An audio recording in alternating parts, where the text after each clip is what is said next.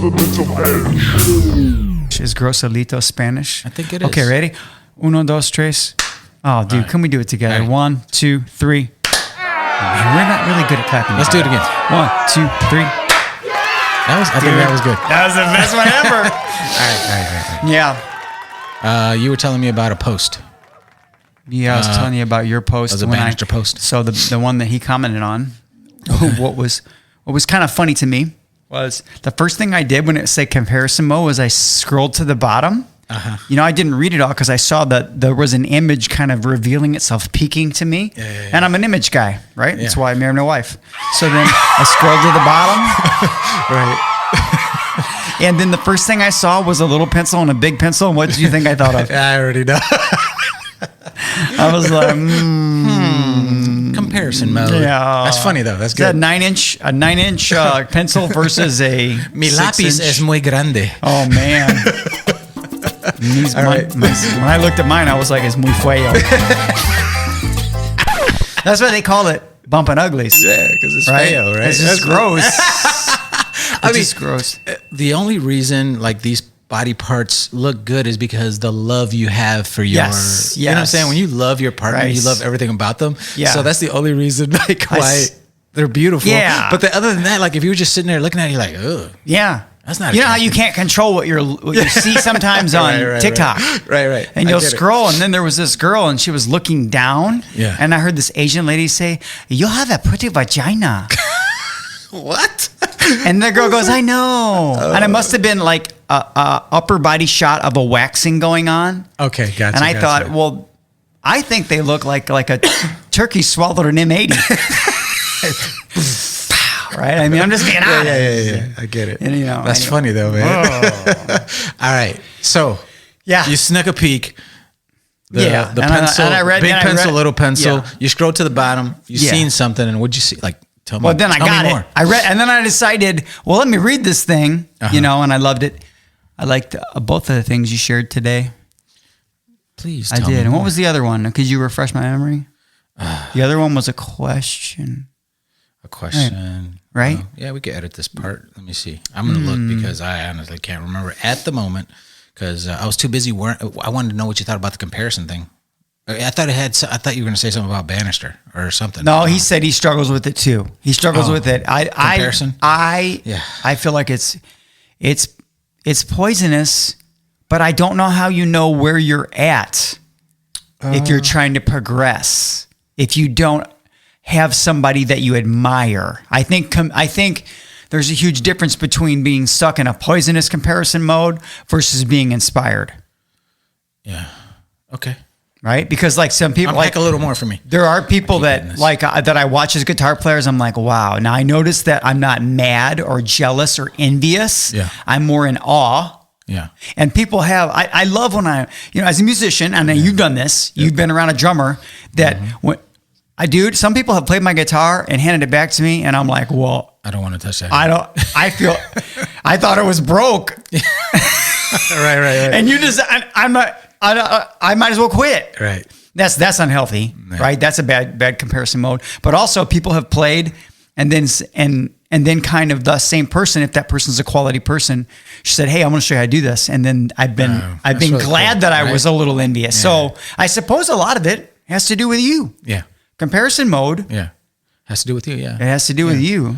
I think I used an example with creativity for an answer on there. Mm-hmm. Yeah. And, for me, if I'm feeling, like I look at a bunch of art and I'm like, man, these people are amazing. I'm so far behind. Right. Yeah. Mm-hmm. And then I look at the body of work that I've accumulated because I just keep pouring creativity out of my cup. That Right. when, then that new creativity, when you pour out the old, new is replenishing this cup, right? New wine, new creativity is entering me.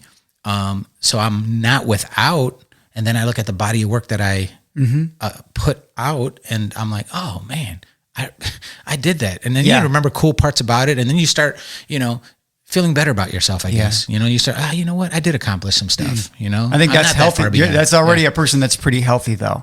Right. Okay. Because- So you're talking about, Okay. Because there's a lot of things going on when you're stuck in a bad comparison mode. Which is a good segue to the other question, which was if this was your last day on Earth, would you have the same plans for today? Like, would you be planning the same? Is that what you remember? That's a tough one, man. Yeah, I remember because I was waiting in the car for Ryder. He practices in Illinois, so they're really strict. Like, no parents in the facility, masks on. So you're out there, right? Yeah. So I'm sitting in the car, and I read that, and I'm like, man, I've never thought about if this was my last day. And then you answered somebody too, because somebody said something, and I think it even caught you off guard. Like, wow, yeah. Well, I have to take stock of my day. When did I find this out? I found the concept of finding out that you have 24 hours to live is what you kind of said. Would of course initiate some change. So in your plan for the day. In my plan for the day, and so when I first thought about it, I didn't like really go deep into it. I was just like, I wanted to post something, and men think a lot. Mm-hmm. But I can tell from this post that a lot of men did not want to answer. Yeah. Did you know? Like, we barely had anyone like comment, right? But I understand why, because after I started really thinking about it, it's really easy, right? Mm-hmm. To start thinking of all the things you would, you want to jump out of an airplane, you want to eat your favorite food, you want to tell all the people that you love, I love you, and you don't want to miss anyone. You want to make a video, hey, I'm leaving the earth today. So so I did think all those things, and I'm sure a lot of people had similar or other type of ideas. Yes. But honestly, Jay, man, like, I know who you are as a person. Yeah. And the love that you have for the people that are closest to you. Yeah. I started thinking like that for myself, and I'm like, would I do anything different? Yeah. I don't know. Well, it's hard. It's really difficult. My mind to is answer. going 1,000 miles an hour as I'm looking at you, because I don't think I would be trying to fix anything. If I only had 24 hours, Get it? Yeah. It's not enough time to do anything except for more of the things I love. You hit the nail on the head. Yeah. And this is what I'm talking about. So if you're doing the things you love, this is why I said they both coincide. That's deep. This is why deep. This is why both those questions like kind of are parallel, right? Yeah. If you're already doing what you love every day, right? Oh my if you gosh. don't feel like you're living a life lesser than what, and you're going all out, right? And you're living in the moment, not for the moment. You're living in the moment. You're with your wife in the moment.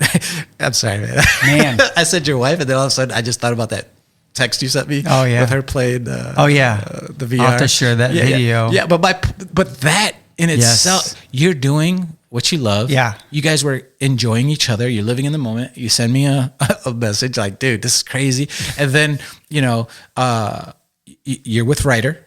You know that they're strict. I'm just throwing out what you just said right now as the day. Right? The 24-hour day, right? There might be some other stuff you add, but for the most part, like, you love Ryder. You want him to continue to do the things like, there's a reason why Ryder is excelling in certain things that he's doing, and it's because you're all in.